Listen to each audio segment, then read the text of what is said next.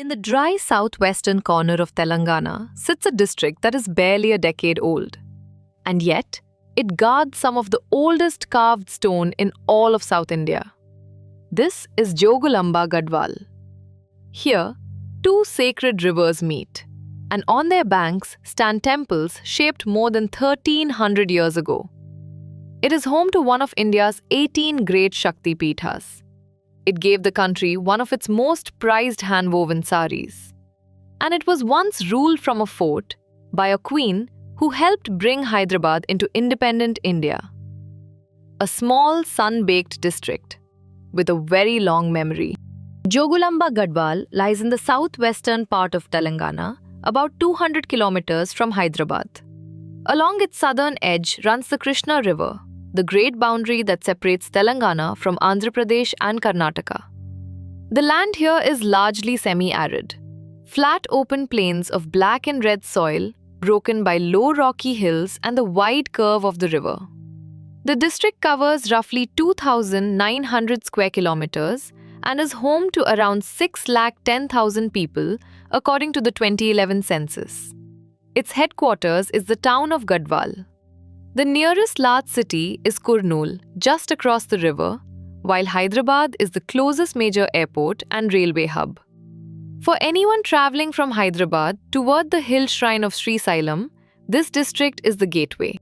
As an administrative district, Jogulamba Gadwal is very new. It was created on the 11th of October 2016 when Telangana reorganized itself from 10 districts into more than 30. It was carved out of the older and much larger Mahabubnagar district. The new district took an unusual double name, Jogulamba, after the presiding goddess at Alampur, and Gadwal, after the historic town that became its headquarters. It is run as a single revenue division, Gadwal, and is split into 12 mandals. Gadwal town, with a population of about 63,000, is the largest urban centre and the seat of administration. Alampur, Aiza, Eej and Vadapalle are among its other notable towns. Though the district is young, its history runs very deep. At Alampur, where the Tungabhadra river joins the Krishna, stand the Navabrahma temples, a cluster of 9 Shiva shrines built by the Badami Chalukyas between the 7th and the 8th centuries. For their age and their craftsmanship, they are counted among the finest early temples in the whole Deccan. Beside them stands a Jogulamba temple, revered as the 5th of the 18 Mahashakti Peethas. In the 14th century, the original shrine was destroyed during the Bahmani conquest, and for centuries the goddess was sheltered elsewhere. The temple was finally rebuilt and reconsecrated only in 2005. Gadwal town tells a later chapter. Its great fort was raised in 1662 by the chieftain Somanadri, founder of the Gadwal Samsthanam, a princely estate that paid tribute to the Nizam of Hyderabad. Life here runs on the land and on the loom. This is dry farming country, with black cotton soil that gives the district its main crop, cotton, alongside paddy, maize, groundnut and chilies. Where the canals of the Priyadarshini Jurala project reach, fed by the Krishna, the fields turn green and yield rice. Completed in 1995, Jurala is one of the earliest major irrigation projects on the Krishna in Telangana. But Gadwal's true fame is woven, not grown. The Gadwal Saree, a fine cotton body joined to a pure silk border and pallu and finished with gold zari, has been made here for generations.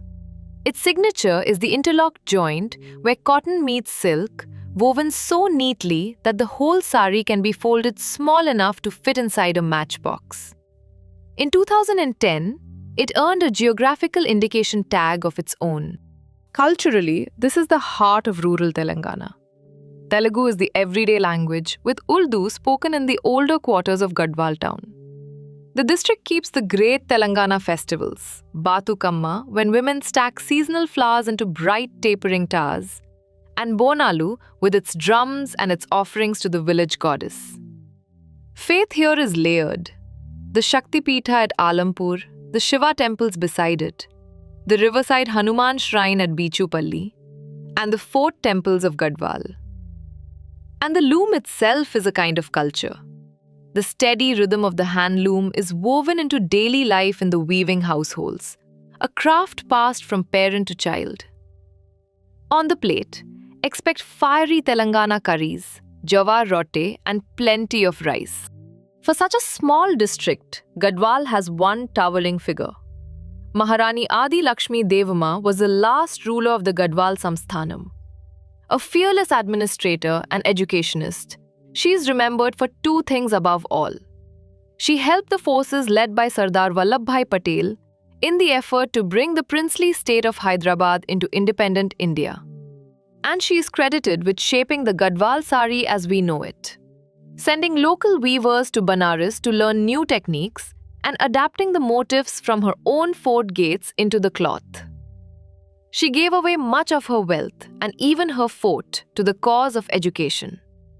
Today, that very fort houses a government degree college that still carries her name. For visitors, Jogulamba Gadwal is quietly rich. The first stop is Alampur, the Jogulamba temple and the 9 Navabrahma temples, set near the meeting of the Tungabhadra and the Krishna. Alampur is called Dakshina Kashi, the Kashi of the south, and the western gateway to Srisailam. Nearby, the ancient Sangameshwara temple was moved stone by stone to higher ground to save it from the rising waters of a dam. A 1300-year-old monument, rescued and rebuilt. At Gadwal, the old fort still stands, its walls wrapped around the town, sheltering the Chena Keshava Swami temple. On the Krishna at Beechupally is a much-loved Hanuman shrine, where families gather on the river bank. And the Jurala Dam itself, in the monsoon, draws crowds to watch the Krishna run in full flow. Ancient temples and a young district, a queen, a fort, and a sari that fits inside a matchbox. Two great rivers meeting under the gaze of a goddess. That, in short, is Jogulamba Gadwal. Small, dry, and far older than it looks. If you've been to Alampur, or you have ever worn a Gadwal sari, tell us in the comments. And tell us which district we should travel to next.